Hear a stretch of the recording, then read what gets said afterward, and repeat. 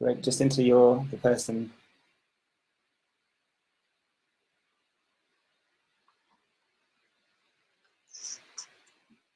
Okay. So we are kind of live.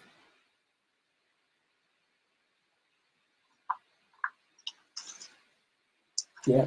So we are actually live at the moment. Like, let's just wait a minute. Okay. Anybody watching?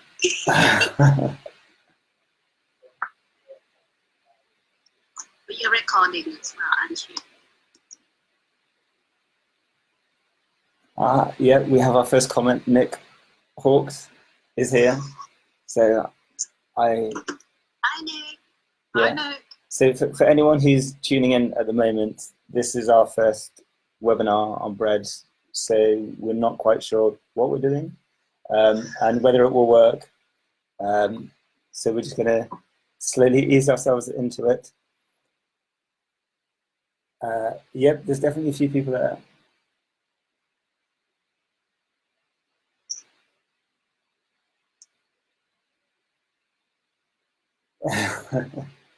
Right. So I know that we are broadcasting from a Skype conversation, and there's something like a 20-second delay reaching workplace. But shall we begin? Mm-hmm. Okay. So whoever's out there, we're not quite sure who's out there, but whoever you are, wherever you are, welcome to BrEDS' first webinar. We're doing it about NG tube feeding under restraint, treatment, or trauma. We are very excited about the potential for BrEDS and like the ability to put an event like this on, because it's actually, apart from all the anxiety, very easy to do. So hopefully this will be the first of many. And we've got Sarah Fuller doing the dietetic part, Dan Shears at medical bit, and Jacinta Tan about ethics. So let's hope everything works. There's lots of things that could go wrong, and let's hope that they don't. So the panelists will discuss, and there'll be time for questions. It's really important that there's nothing that identifies specific patients or institutions. So if you are asking a question, for instance, typing a question in, just make sure it's not specific to an institution. So like, let's keep it vague enough. Obviously, be courteous and polite. It's a contentious subject, so the aim is to stimulate open discussion. If you miss anything, the whole video broadcast is available to view afterwards, and comments can be made, so the discussion can continue on. And if you see a comment that you like, or we've also made a poll of questions, so when we get to the discussion right at the end, if you want a question answered, then type it in yourself, or if you see that someone else has typed it in, just like that. So without any further ado, we will continue to our first speaker, Sarah Fuller.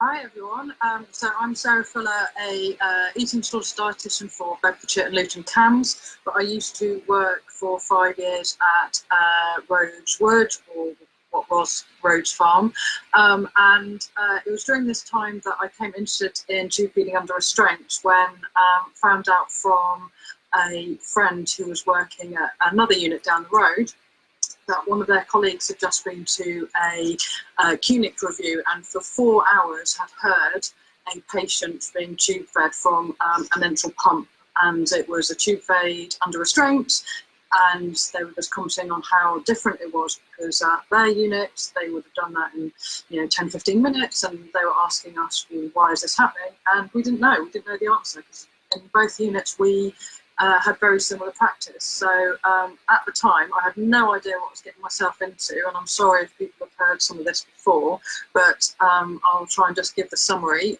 We decided to do a quick survey and try and get as many of the kind of CAMS, HDU, PICU and ED units to participate, to try and find out how many people did tube feeding or what their practice was, and why was some units practice so very different to another. So if we go on to the next slide, please, John. Yes. And so basically we found out from NHS England, they thought at the time they had 135 units, and we actually managed to track down, which involved a lot of phone calling, 134. There was one unit that refused to participate, so I'd almost got my 100%. But what we found out that less than 50% of the units can actually NG feed, so quite a few couldn't, and of those who could, around 80% could only facilitate NG feeding under restraint. So that reflects about 34%. So about a third of the units surveyed total could actually do NG feeding under restraint. So we kind of figured actually this is a really specialist practice. And so we were kind of asking the dietitians through the survey what their unit's kind of common practice it was when you were NG feeding versus NG feeding under restraint. And essentially, after a lot of questions, we figured out that on average, most units would, if someone was consenting, they could deliver up to 4 boluses a day. So that's someone just saying, I'm sorry, I can't eat, and being able to walk to the treatment room and have a bolus feed administered without any staff support other than verbal support. But when physical interventions were required, on average, the number of feeds went down to 2.5 a day, and the average bolus, the volume of that feed, was also quite ranging. So some units said we're not allowed to give more than X mils, and the lowest reported was 330 mils. Whereas other units went all the way up to 1,000 mils in one go. And for patients who were having these larger boluses, the preferred route was via syringe bolus. So we actually figured out that actually there's a huge variation in practice, and we're trying to figure out and drill down into why some units were doing one thing, and was it specialist ED units that were doing one thing and general units that were doing another. And actually the full paper is actually going to be published next month in the British Journal of Mental Health Nursing. So as soon as that comes out, we'll put it out on BrEDS as soon as possible. So next slide, please. Thank you. So we found out, so since then, so that was in 2016, I, for some reason, have been fascinated by tube feeding under restraint, and I've come across some really varied practice. Varying from some commissioner called me about a unit who was restraining and feeding patients lying on the floor. One unit was restraining people 6 times a day to mirror the unit's meals and snack times. Other patients were being, one patient was being, there was a plan to restrain her for a feed, but then someone in the senior team said actually we're worried about holding the neck, and they'd had no experience of restraining and holding someone's head, and so through fear of breaking their neck, they actually said that you're not allowed to hold their neck, which then ultimately meant that she then had to be restrained for IV fluids in the end, which was a very long traumatic decision that took her 2 hours. We've obviously had a number of patients who are on medical wards and not receiving treatment and waiting for transfer to specialist eating disorders unit, and a number of high profile cases have died. And the reality is, if we were thinking about actually NG feeding, you know, if a number of these patients had had a couple of bolus feeds throughout a week, would they have actually survived in order to get to proper treatment?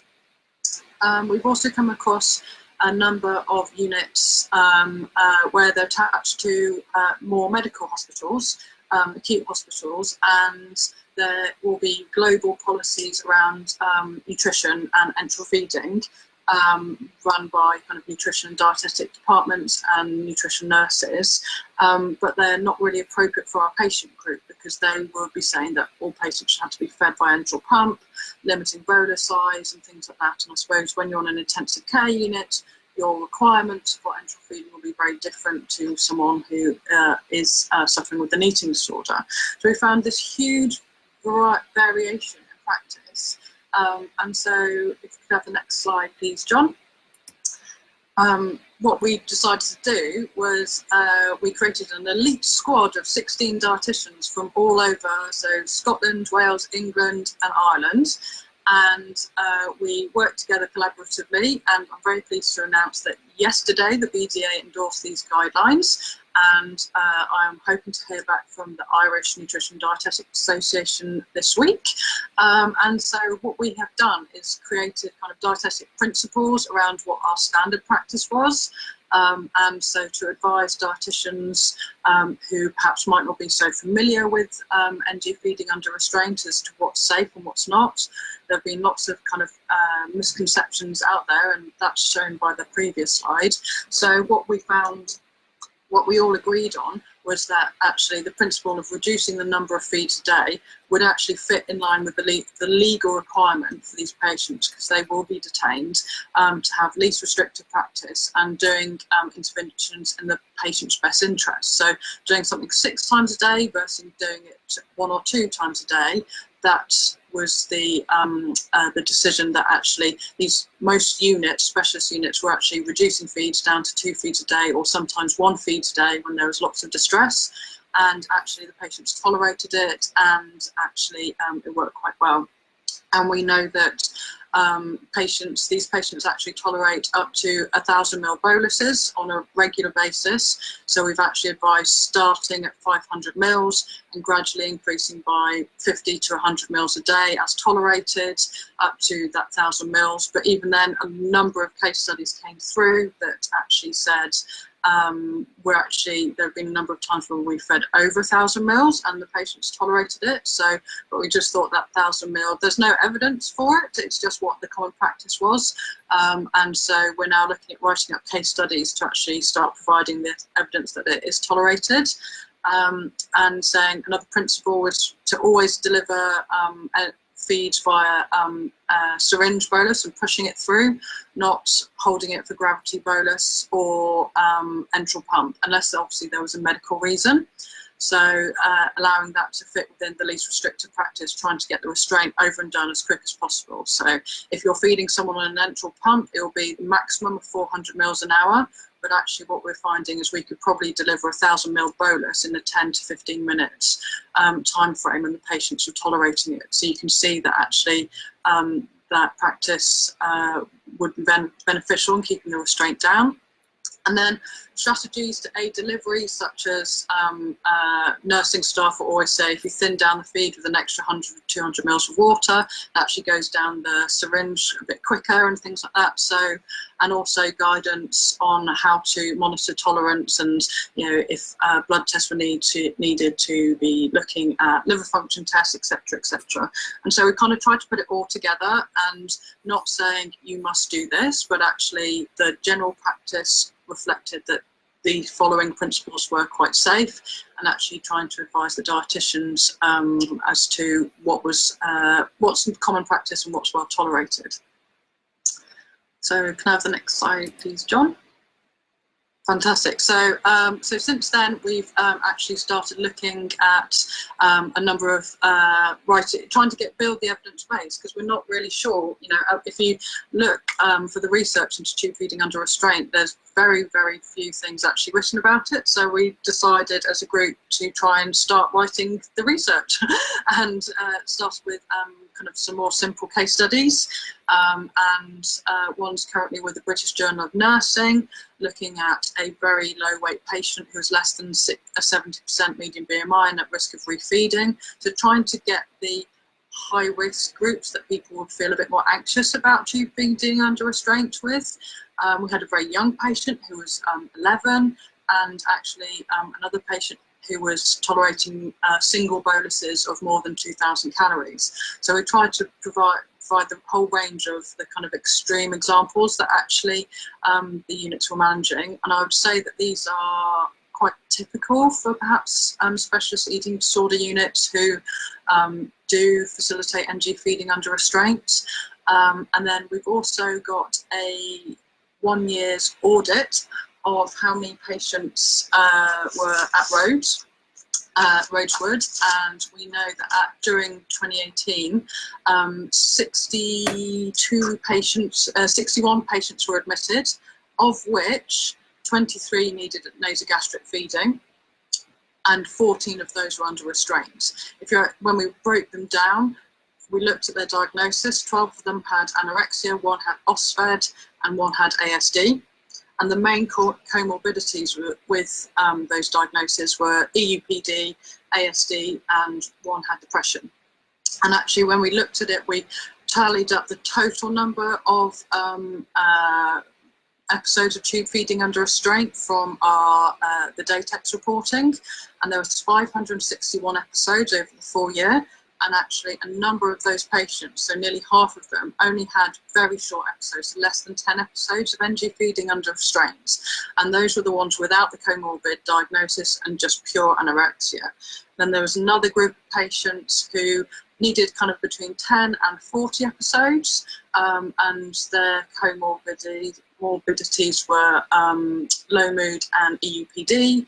And then there was 3 patients who had very long episodes of NG feeding under restraint, needing more than 120 episodes each, and their diagnoses were comorbid with EUPD and ASD. We also looked at where did these patients go? Do they have good outcomes? Is this just something that is terrible for everyone? Over 50% were discharged home eating solid food within the year. The average admission length went from between 5 months and 14 months. At the end of the year, a further 21% were working towards their discharge but eating solid food. Another 21% had been transferred, either one to a unit close to their home, but the other 2 were transferred to a PICU or a high dependency unit to manage their behaviours. And 1 patient remained reliant on NG feeding, but they also have a diagnosis of ASD. So we're starting to look at perhaps what are the risk factors for long-term NG feeding under restraint, and maybe that might help to inform our decision-making about when we start and who we start NG feeding with. We're also looking in Ireland, 2 units that I've worked with really closely. Since 2018, 2 CAMS units have actually started NG feeding under restraint, and historically what would have happened is the patient wouldn't have been eating, would be losing weight. They would have to go to court for a court order to facilitate NG feeding, and what would happen is they become medically unstable, then wait a number of weeks, get on a medical ward, and then be NG fed. And then there was the kind of whose patient is it and when can they come back to the unit. And actually what they found was actually they can, by learning to deliver NG feeding under restraint, they had lots of anxieties at the beginning, but now they're managing it. 1 unit's only had to do it for 2 patients, 1 unit's probably had to do it for a few more patients, but one's urban, one's rural, so that might go towards some of their population. And so they actually, both units report it's really benefited the patients, although the staff were highly anxious at the beginning implementing this. And actually they've been able to be a lot more containing for their patients, and they've been a lot less distressed by keeping the patients in the unit and actually not sending them off to the medical wards. And the medical wards are very happy about that as well.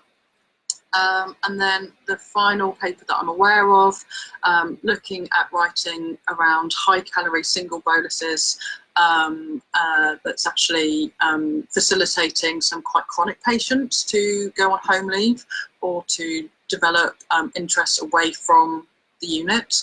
And so it's, from that point of view, although they're still really struggling with being fed, they can actually, it's not limiting them to being stuck on the unit, and actually allowing them to go to education, go on home leave, go out and about, and actually start developing a life outside of their illness.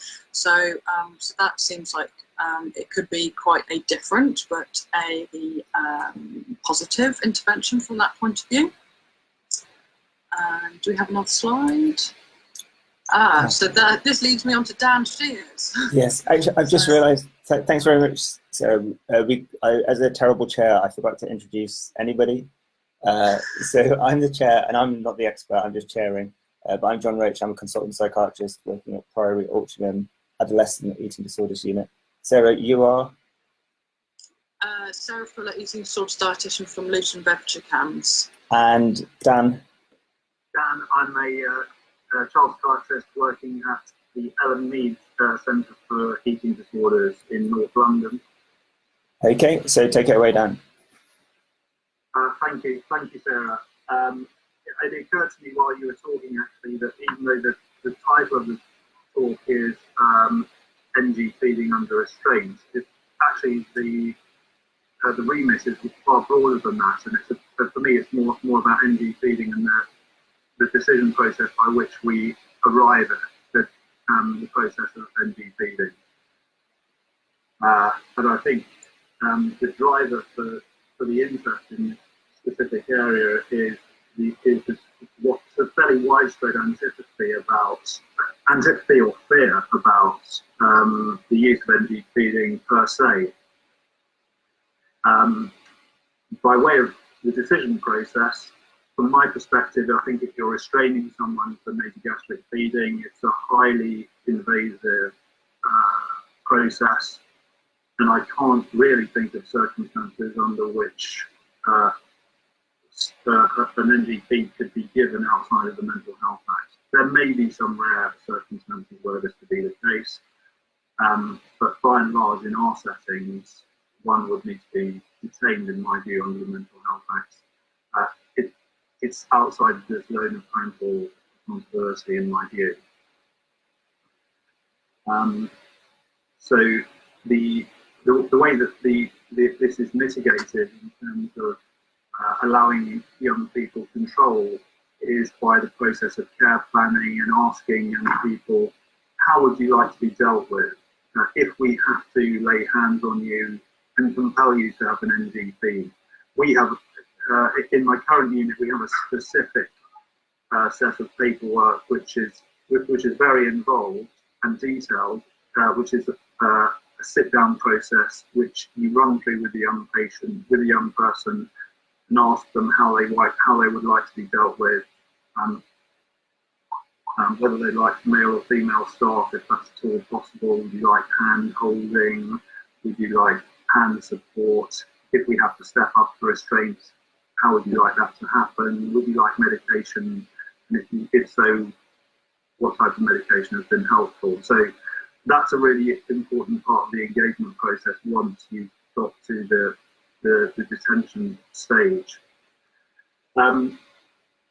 What I've noticed over the last few years is that there seems to be more and more patients who are coming to us who have hung around on general paediatric settings or medical settings or in A&E not being fed whilst their weight is falling away a kilo per week, or in outpatient settings where they're eating 200-300 calories a day, losing a kilo a week. And there's a hesitancy to make a definitive intervention because I think of the generalised antipathy or fear of nasogastric feeding if it comes to that. And my experience in over 10 years working in either psychiatric intensive care settings with a specialist interest in eating disorders, more general eating disorder services, generic CAMS, inpatient units with special interest in eating disorder service, and more recently HDU settings for eating disorder service, is that if one reaches this status where young people are not being fed and losing weight, the risk of not being fed outweighs the risk of restraining the feed. I think there's a fear, as Sarah was referring to, about breaking people's necks or injuring or traumatizing people. My experience is that I have experienced no bony injuries whatsoever in 10 years, with some fairly hairy situations.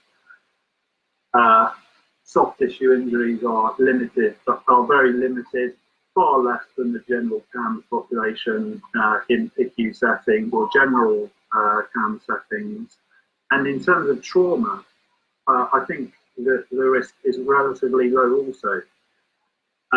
No one has come to me retrospectively as a patient of mine and said, you have traumatized me by the way that you've NG fed me. I just haven't had that situation. I have had patients coming into my services saying, I've been traumatized in other units by what I've seen happening to other patients, but not less so by my own treatment.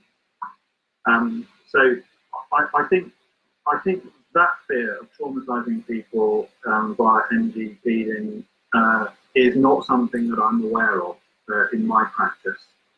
Not to diminish the intrusiveness or the difficulty of the experience of being nasogastrically fed personally. At low weight, I think there is also a fear medically of using ordinary medication for other psychiatric comorbidity. My approach is to treat young people with anorexia and other eating disorders and low weight as if, in terms of managing their other psychiatric disorders by the book. Treat them according to the guidance. Don't be fearful of prescribing psychiatric medication according to the ordinary guidance. Follow the nice guidance, follow the more prescribing guidance. So long as you've done your ECGs and they're normal, and so long as you've done your blood tests and they're normal, and if they're not normal, do your consultation with your general peds. Rapid tranquilization, similarly, I think there's a fear about the use of RT in this population because of the medical frailty, as we see it, of patients with low weight. But I would say again, you follow the guidance. The guidance is scant, actually, for young people and rapid tranquilization, and it consists effectively of lorazepam, if you follow NICE. It's slightly more wide-ranging if you read the more prescribing guidance. But in my experience, it's safe to follow the more prescribing guidance. My formulary is very simple with people who have been nasogastrically fed under restraint, and it consists of lorazepam and olanzapine. And this comes straight out of the Morsey guidance. And with lorazepam, you start low, 0.5 milligram, up to 4 milligrams per day, and olanzapine 2.5 or 5 milligrams up to 20 milligrams per day. Those are the full adult doses. However, you can use them, and I've not had any problems using them so long as you've done your ECGs and your blood tests.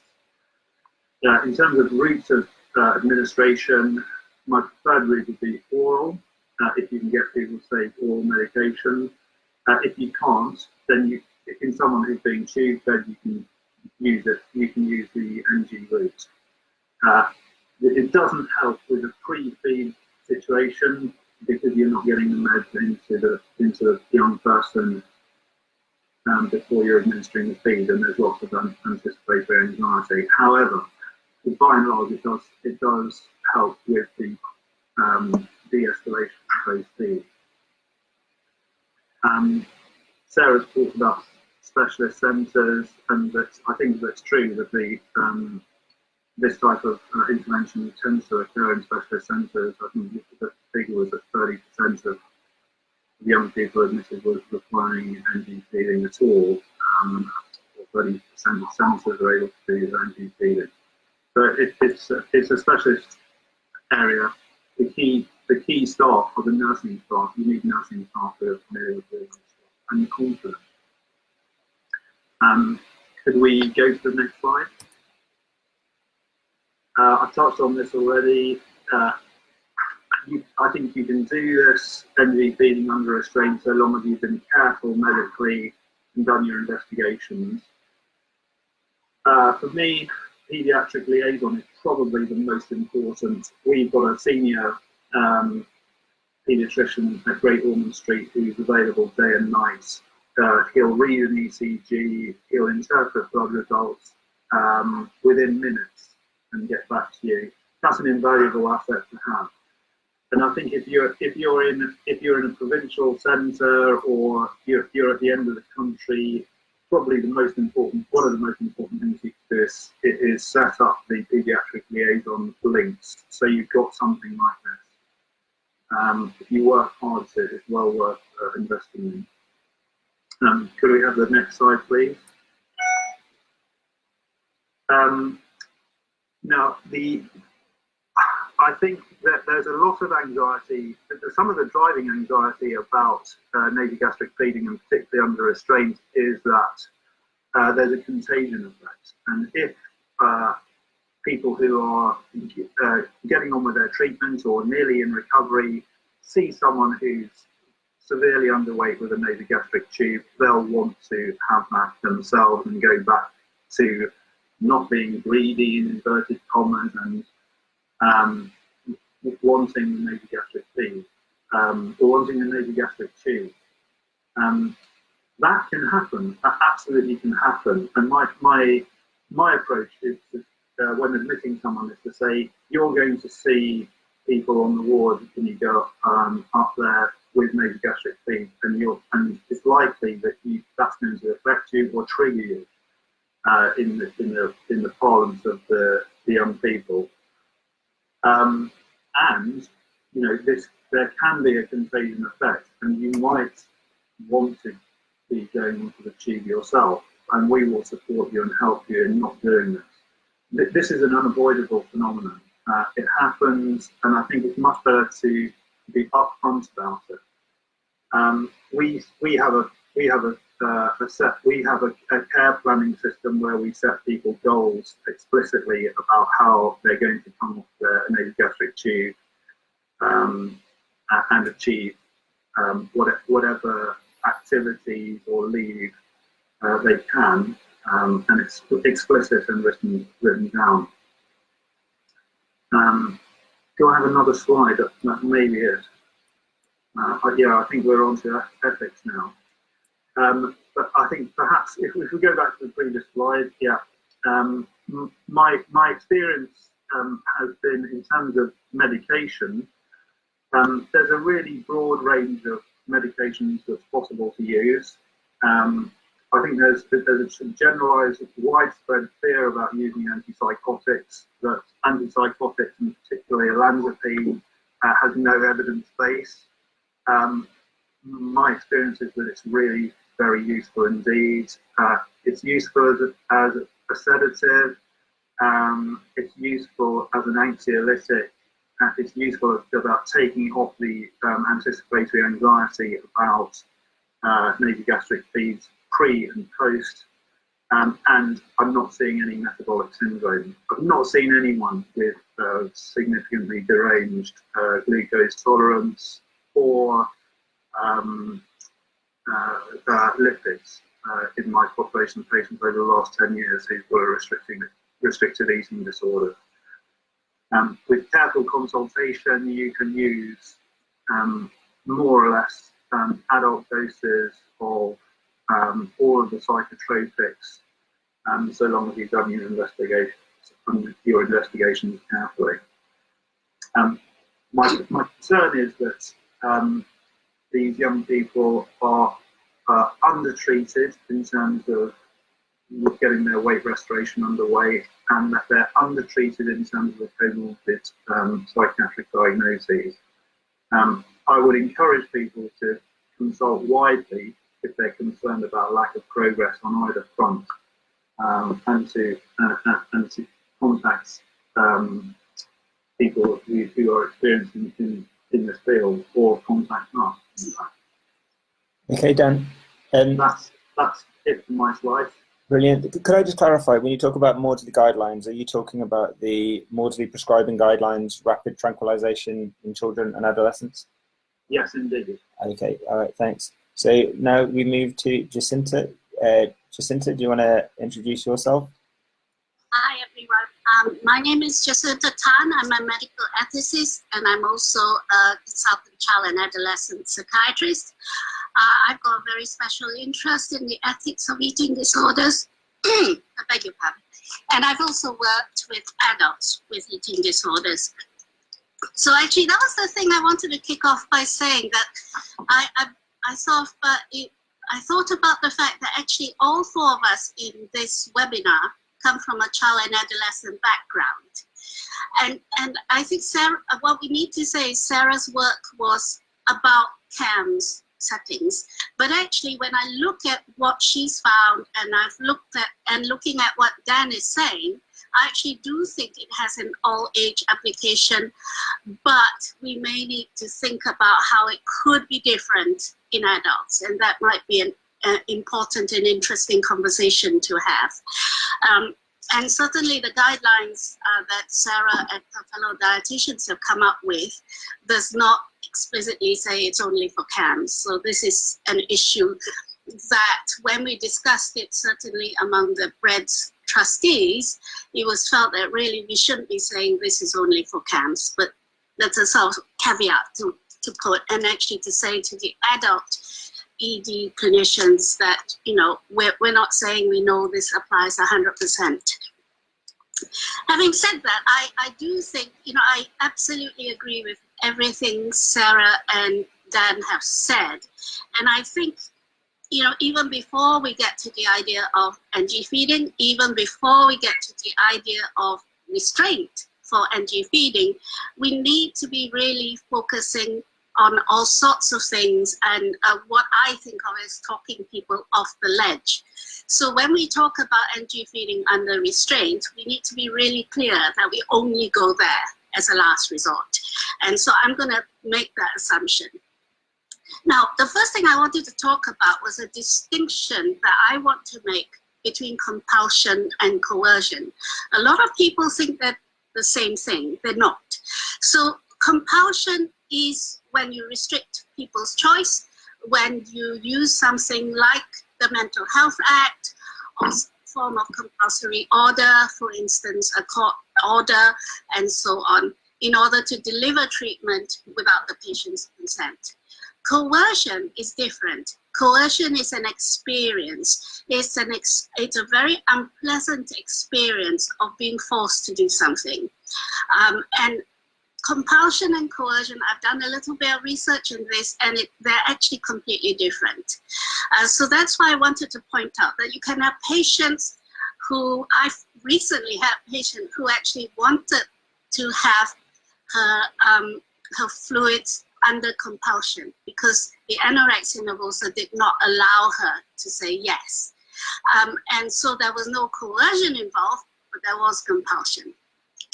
And then, of course, we rapidly move into the issue of capacity and incapacity. I'd just like to point out a few things which I'm always hammering on about. So bear with me if you've heard it before. But there's clearly an impact of eating disorders, and I would say in particular anorexia nervosa, to the ability to agree to treatments that will cause weight gain. So people may often want to recover. They may hate being ill. But if you offer them a treatment that is going to make them gain weight, they just often feel unable to agree to it. And that clearly does impact on capacity. There is often an impact of a conflict on the ability to decide. So if you're in a battle with clinicians, that can actually diminish your ability to make sound decisions. And I think that's not unique to eating disorders. I think for a lot of patients, when they're in a battle with us, that can actually raise, raise emotional stakes and actually make it almost impossible for them to play ball and go along with us. And that then makes it a really interesting question of who's the enemy. And what patients have said to me and research participants have said to me is they get into these battles with the clinicians and then they're fighting the clinicians, not the eating disorder. And I think often you can have that sort of really quite unhelpful dynamic where the enemies become the clinicians. It's the wrong enemy that they're fighting. And of course, another thing is about when patients refuse food and fluids. Is it the eating disorder talking, or is it the person talking? And what we need to be really careful when we do that, and when we use methods such as externalization, is that we do not patronize patients by assuming we know who is talking. And although eating disorders can talk very loudly. We need to be really a bit careful about that, but also quite mindful that the patient may not be able to speak. So there are various principles in play I just wanted to flag up. The first one was, a best interest if a patient lacks capacity. And I would say the majority of situations where you get as far as NG feeding under restraint, there often is a loss of capacity. So then you must think about best interest. And best interest is a weighing up of the harms versus the benefits. So for instance, there clearly are harms of NG feeding. There are definite harms of feeding under restraint, which is very intrusive. You're violating their physical space, and there are very clear harms. So I think that we really need to measure up, weigh up whether we feed, how often we feed, and I think those things that Sarah was talking about, going from 6 feeds down to perhaps 2, trying to minimize the harms of the really traumatic feeding are really quite important. Obviously, if the person is under 18, certainly in England and Wales, the welfare of the child is paramount. I know in Scotland it's slightly different. It's probably under 16. And, the welfare of the child is very much like best interest, because you have to think about potential harms and potential benefits.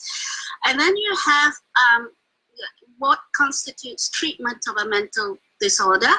And obviously feeding for eating disorder is part of treatment. But you then have to weigh it up against the level of risk. So for instance, I understand from Sarah that sometimes the NG feeding under restraint was being done when there was no imminent medical risk. And then I would say you need to be questioning whether it is the least restrictive option, whether the risk actually is of a level that justifies the highly coercive kind of treatment, which is NG feeding under restraint. And looking at risk, we need to think about medium and long-term versus immediate. So there's obviously immediate medical risk if someone is losing weight rapidly, who's not taking the food and the fluid that they need. But there are also medium and long-term risks associated with either feeding under duress or not feeding under duress. And of course, least restrictive practice needs to be a principle that underpins everything we do. Can we have the next slide, please? So I think there's several important things to consider and discuss. The first one is of medical necessity versus the cost. So there is a cost to everything we do, especially if we do it under duress. So there is potentially a cost of loss of trust, loss of engagement. But I think also that may not be something that always happens. If patients understand that why we're doing something and that we are doing it in the best way we can, you may be able to have compulsion without a loss of trust and loss of engagement. And I think key to that is the following points under it. It is about maintaining patient dignity. So if we have to use restraint, how can we use restraint that maximizes dignity? And that's actually a really important thing to think about. And I think what Dan said about having all these agreements ahead of time is actually really quite important, that yes, even when you're overriding patient refusal, you can be trying to keep it as dignified, as private as possible, as much honoring their wishes and respecting all views, even as we override them. And I think patients very much respect it when we say, I'm sorry, we have to do this, but I have heard you. I do understand how you feel, and this is how I'm responding to how you feel. This is how I'm going to try and accommodate it, and so on. So we need to maintain our own professional integrity, even as we do things that actually do feel like assaults on patients. And we need to actually have honesty and openness with each other. with our patients, with their families, about what we're doing, how we're doing it, and actually managing our own emotions, our patients' emotions, the family's emotions, and all that. We need to be conscious that NG feeding in of itself under duress is a violation of one's body and personal space. It is potentially inflicting trauma. And so we need to be really, really careful, even as we do it, that we are conscious of this and we are addressing it and trying to minimize the likelihood of trauma as much as we can. And I would say, even when we are using what could feel like quite coercive measures, we need to be knowing our patients as well as we can. We need to be listening to our patients all the time through everything, even as we are sometimes overriding their treatment refusal.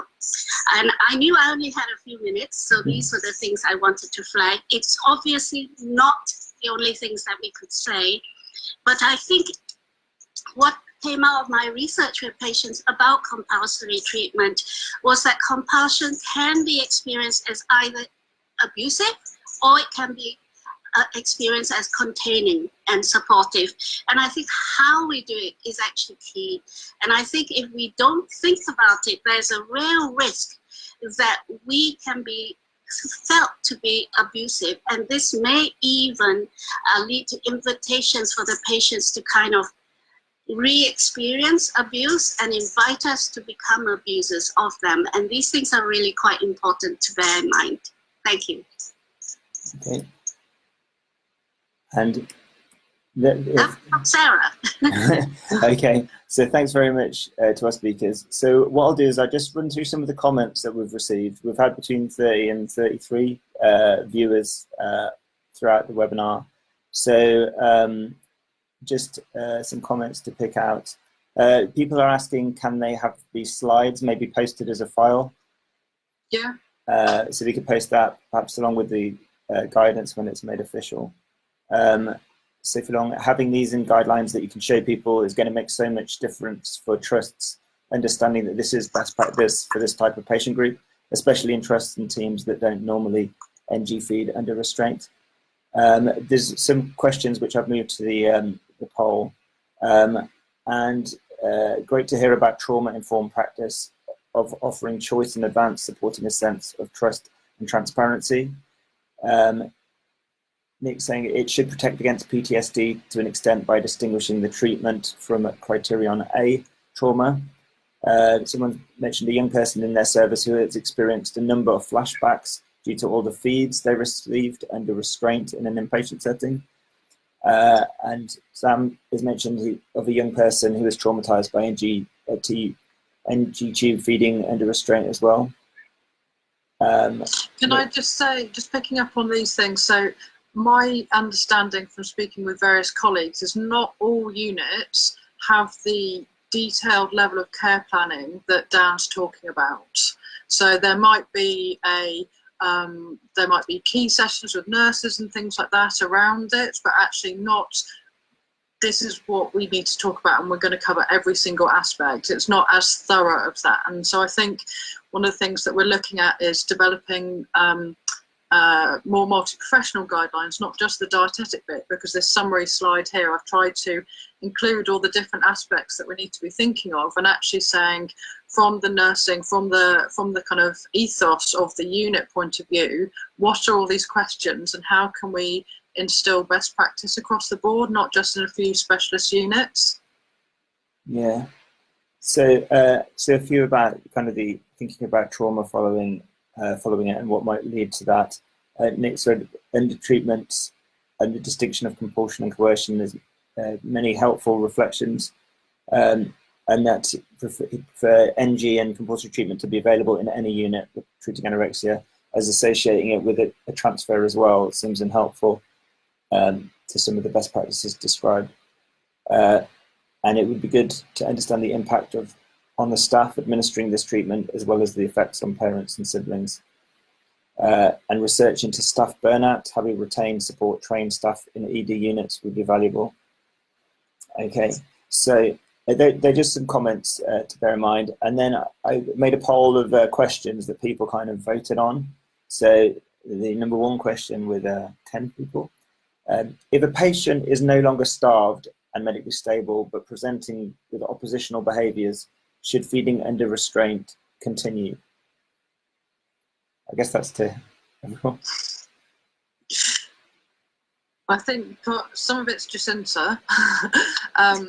From my point of view, I don't think there's necessarily, I think if we gave a BMI cutoff for when NG feeding was needed, there would be too many problems with that, where people would be of a relatively healthy weight but coming crashing down and medically unstable. So I think you have to really look at, is someone's life in danger regardless of their weight or BMI?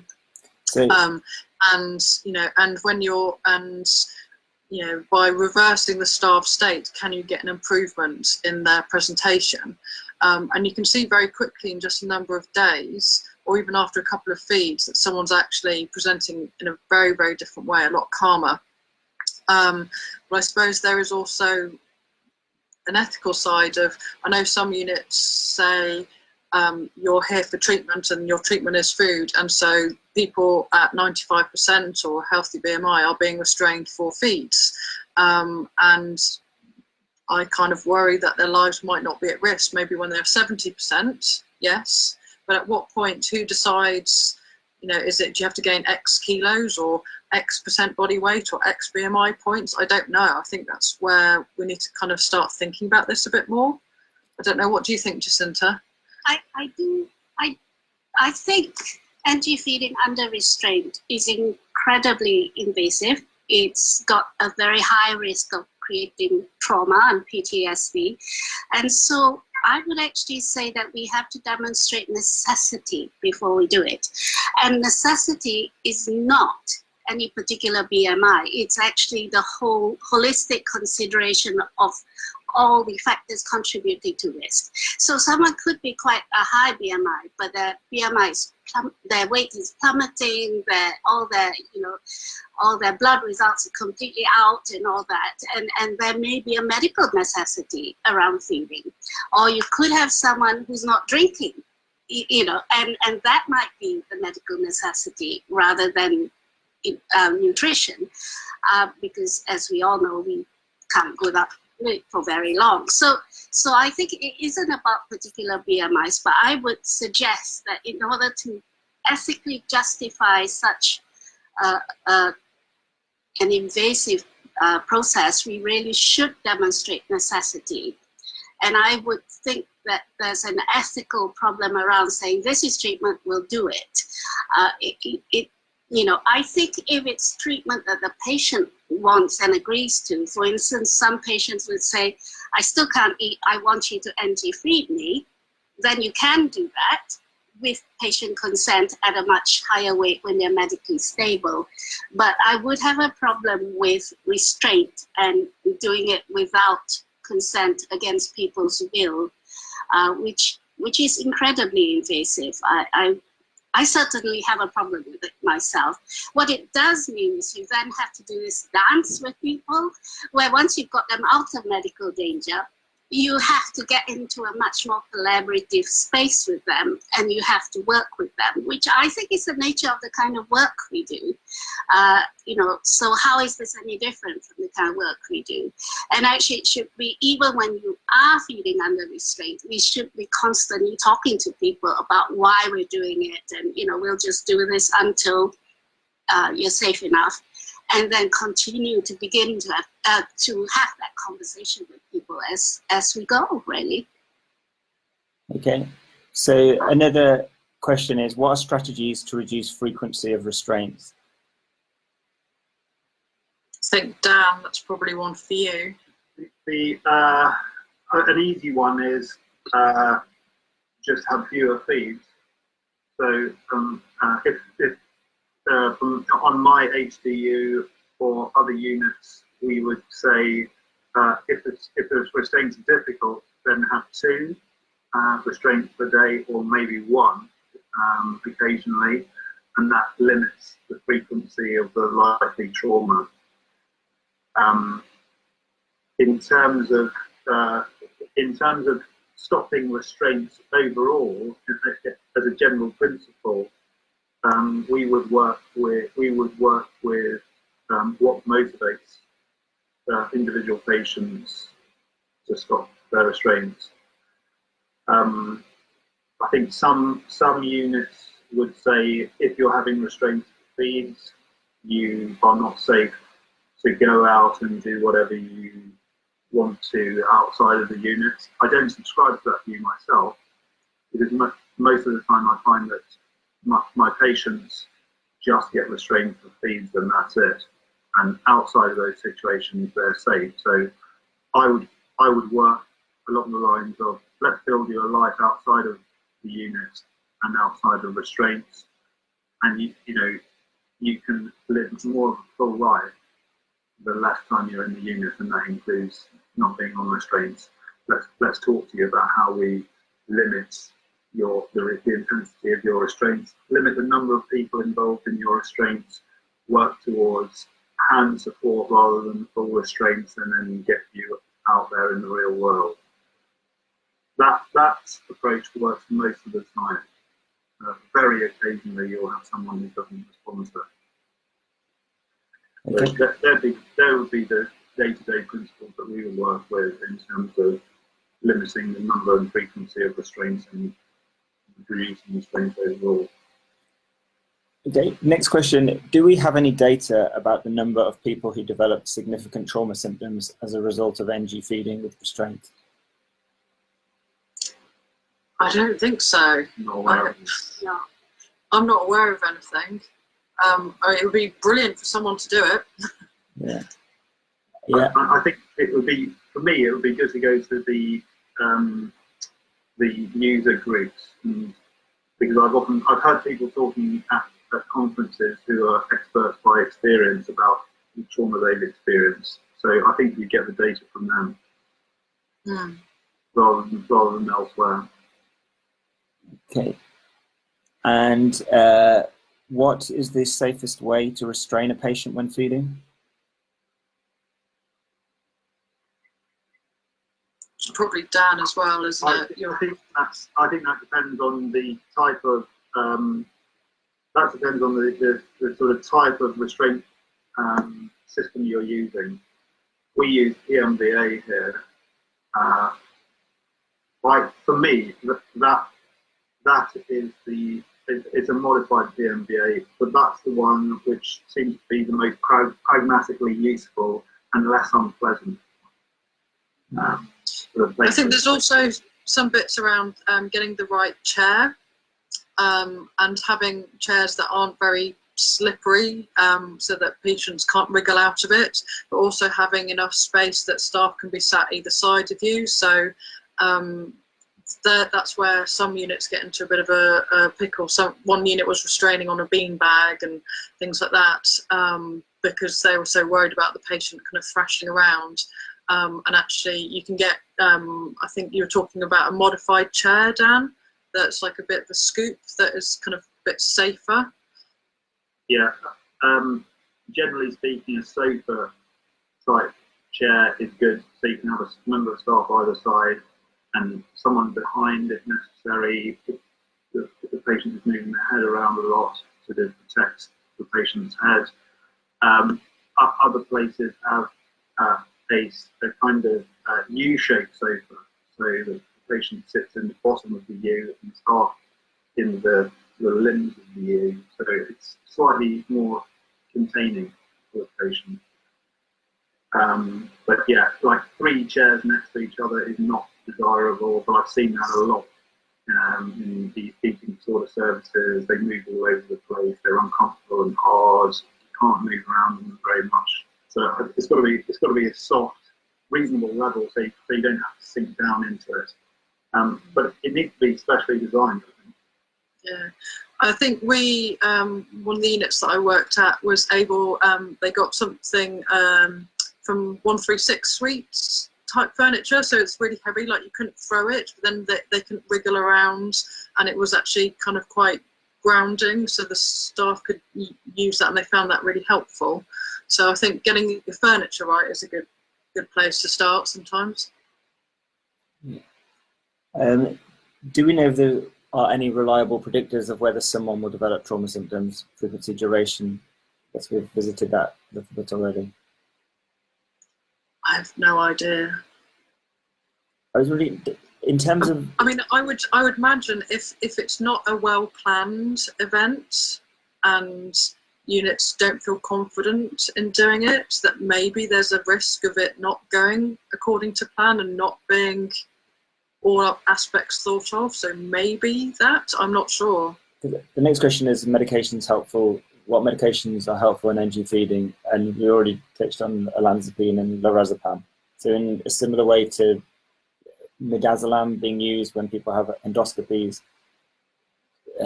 would that be beneficial or reduce the recall, therefore the trauma?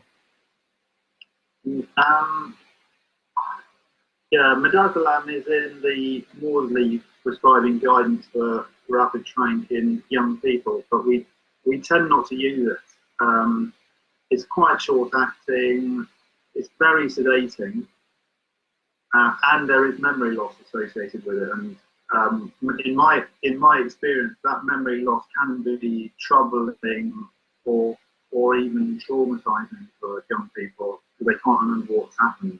Yeah. So I personally don't use midazolam under these circumstances in eating disorder services. I have used midazolam before when there was a national shortage of lorazepam and you just couldn't get hold of it. But that was in more of a general setting. So I'm not really keen on midazolam because of the memory loss effect, Okay.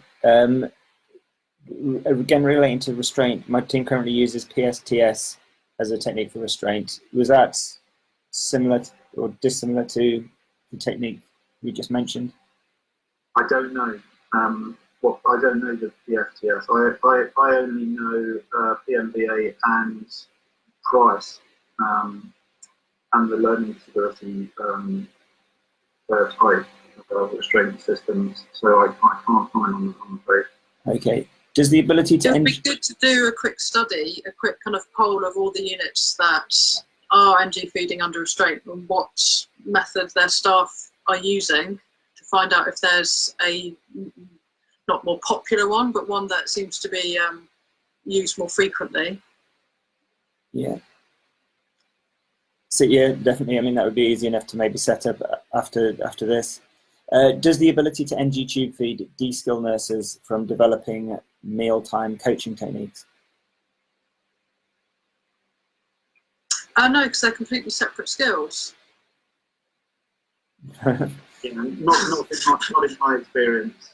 Yeah. All of our nurses and HCAs are trained in both, and they rotate from NG feeds to mealtime support. So Okay. in some ways, they might complement each other in that the staff are able to talk to patients about how they can move from more restrictive and invasive feeds to normal eating. Okay. Does the ability... how often should a team be NG feeding to be competent to do this? If less than once every 6 months, would the skills be there? I think this is where we need some nursing colleagues involved in our group. But yeah, if you're not doing it all the time or you're doing it infrequently, you need to keep your skills up. And I know some nurses do kind of bank shifts on other units to keep various other skills up. But it would just be around the, if the unit hasn't had the reason to do NG feeding under restraint, to actually make sure that every X months people have like refresher training so that they you don't get this lack of confidence that people might not know what they're doing. Yeah, I'm aware of nurses practicing on each other. Yeah. But maybe when they're just starting out. What are thoughts on NG feeding under restraint to replace deficits in oral diet? So I guess that's kind of like doing it 6 times a day, or... Yeah. I mean, I can understand why some people might do it, but I think this is a Jacinta thing, perhaps. If their life's not at risk, then I would be quite wary of that. Okay. I would agree with Sarah. I think there is a risk that we clinicians can meet rigidity in our patients by rigidity in ourselves.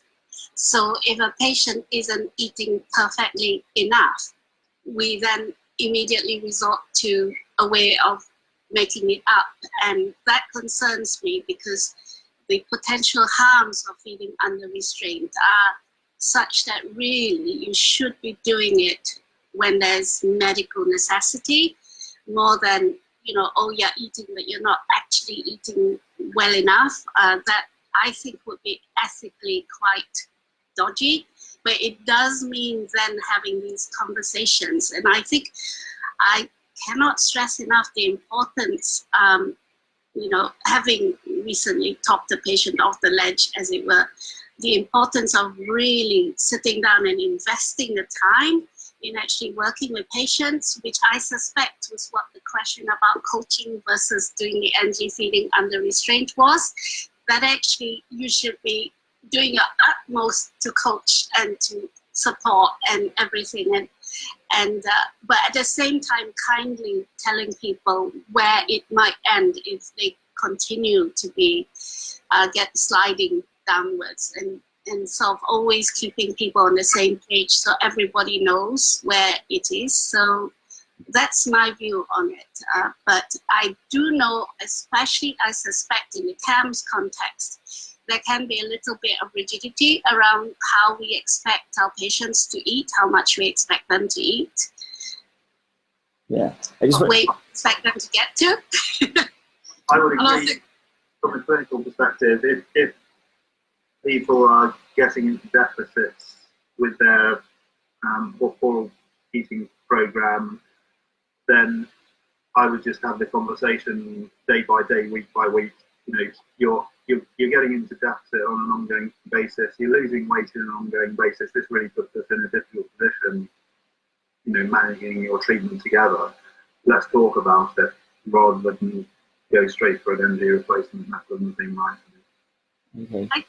What we clinicians aren't always very good at is actually sitting down and telling people what a bind we're in. And I think we can and should be honest about our dilemmas and you know, how this is creating a dilemma for me, and you know, I don't, and for the whole team, and actually sharing the dilemma with patients and families, and you know, so that they can help us as well to know which way is the best way to go. Yeah.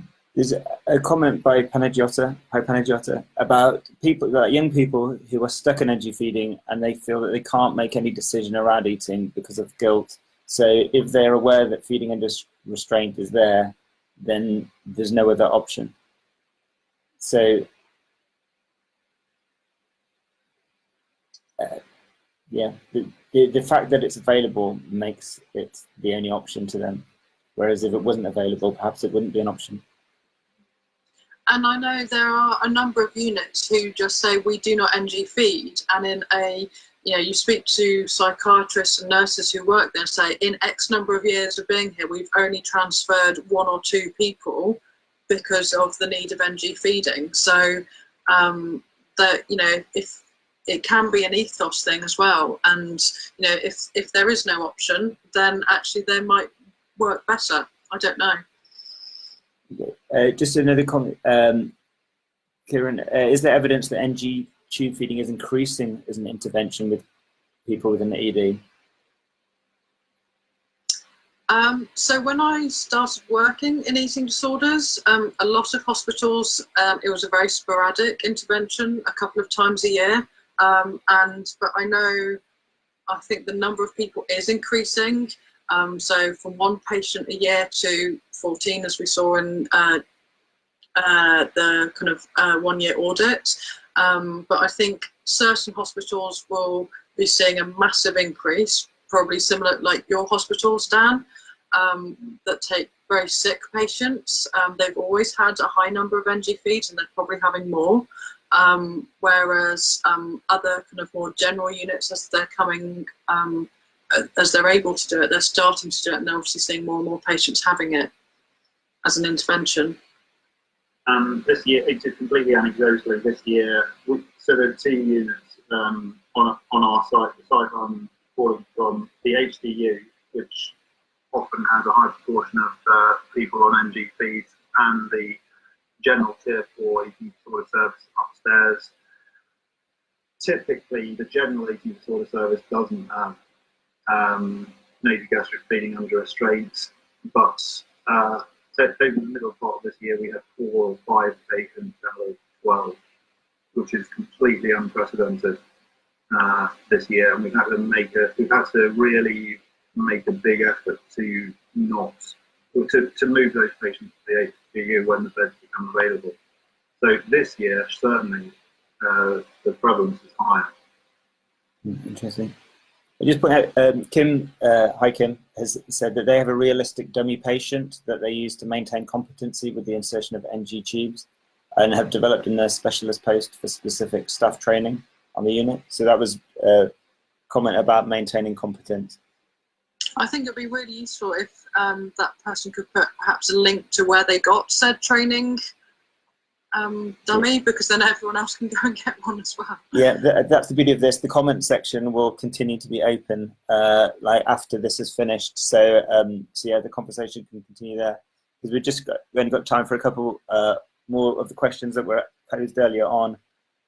Has anyone successfully facilitated NG feeding under restraint in a general hospital? I have, whilst a patient was waiting for a tier 4 bed, but I've never, it was incredibly traumatizing for the paediatric ward staff and the whole paediatric unit. But the patient was fed, and they got a number of RMNs in twice a day to facilitate it, and it did manage, and it did mean that she became medically stable so she could transfer. But this is where I think actually within the CAMS world, you hear what might be described as horror stories, but in the adult world, actually, people are unfortunately dying as a result of not NG feeding. And you know, even if someone was to be given 1,200 mils every day for a week, that might actually mean that they might be able to get to treatment and live. But we've actually got, you know, a number of people dying as a result of not doing it. Yeah, we've had similar experience recently where our patients have been transferred to general paediatrics for medical reasons and not being fed, and then requiring tube feeds under restraints, which for us are sort of moderate level of restraints, but highly traumatizing for the paediatric wards. It's way outside of their experience, and they can cope with it if we send our staff to support it and effectively facilitate it. But it's something that they don't like to deal with at all. On the adult side, I have a few adult patients as well, actually, and what you say is absolutely right, Sarah. I think the adult patients are at higher risk because they're adults. Even in a general medical setting, you can see patients who are eating 100 calories a day, 200 calories a day, and losing weight week on week to a catastrophically low weight, because there's a really significant resistance to intervene, even if they're the same, actually. So I think that might be the highest risk group, the young 18, 19-year-old. Also, finally, there was a comment or question. There was quite a trend for using peg feeding. What are your thoughts about its place now? I think in paediatrics, so if anyone's requiring a long-term NG feed for a non-eating disorder, so if you've got cancer or cystic fibrosis, if you're requiring an NG feed for more than 3 months, the trend is then to say this is going to be long-term, you need a peg. I think there are some benefits to perhaps some patients having a peg, but it would have to be on a case-by-case basis, but it can go horribly wrong, because you can still take them out. with disastrous consequences. I was going to say, from the ethical point of view, I think a PEG is certainly viable if it's a replacement for NG feeding without restraint, so with patients' cooperation. But I cannot see how you can maintain a PEG in place without the patient's cooperation, because all they do is try to tear it out, which, I mean, it just, and it doesn't bear thinking of what happens if they try to do that, and how you would have to, how would you stop them doing it? It would be really, really difficult. So I think it is a viable alternative to cooperation and NG feeding, yes. Final. The recommendations for PEG feeding tend to come out of paediatrics rather than psychiatry. But I agree, you know, the patient has to want it and comply with a PEG feed, and there'd be no risk around the PEG sites, because otherwise it just decreases the risk. Yeah, I have seen PEG feeds in eating disorder patients, but it was with their agreement. I cannot see ethically how you could even safely medically contain it if it was without their cooperation. Okay, so thanks everyone. We've run over time as we kind of anticipated we would. The beauty of this is that the video is available, the broadcast is available to watch at your leisure, time and time again, and the comments section is there so the conversation can continue.